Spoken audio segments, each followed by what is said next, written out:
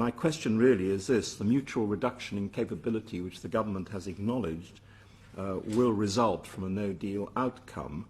That will surely not be a reduction in capability for the other European countries, except in regard to the benefits that they receive from the interchange between us and them.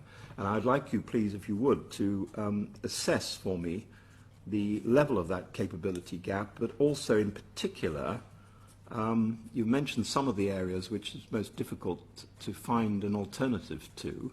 I would like you to perhaps tell us more about the difference between real-time exchange of information, which actually PNR is part of, but also in relation to ECRIS and SIS2.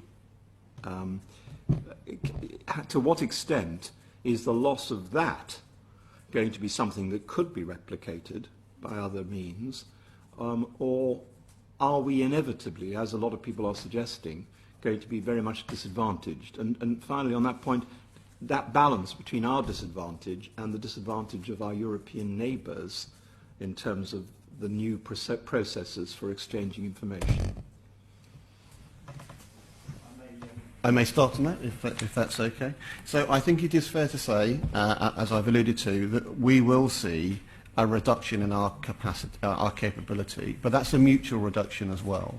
So to pick up maybe your last point first, EU member states make more use of the European arrest warrant system than we do. We remove many more people to the EU than come the other way.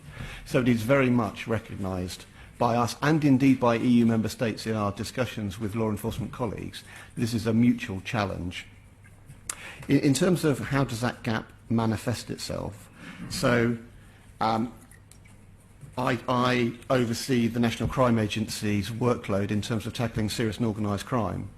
The investigations that we conduct almost exclusively rely upon these tools, whether that be the sharing of information, access to EU member states through Europol, bringing people back from abroad.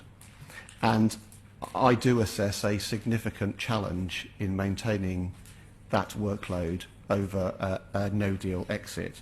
In simple terms, international cases will take longer, particularly if we lose the access to the European investigation order system, which of course, as you know, puts some timescales on inquiries. And there is a risk, and I don't wish to be dramatic, that in the absence of being part of a system that puts timescales, UK inquiries will potentially go to the bottom of the pile and may take longer. That is a challenge for us. Similarly, our ability to ask EU colleagues to act upon our wish for somebody to be arrested and returned to the UK, as I've said, will take longer. Now that puts our investigations in jeopardy, but candidly, going to your point, that also puts residents of EU member states at risk, because there will be dangerous people who could be apprehended in circulation in circumstances where at the moment they could be brought to justice more quickly.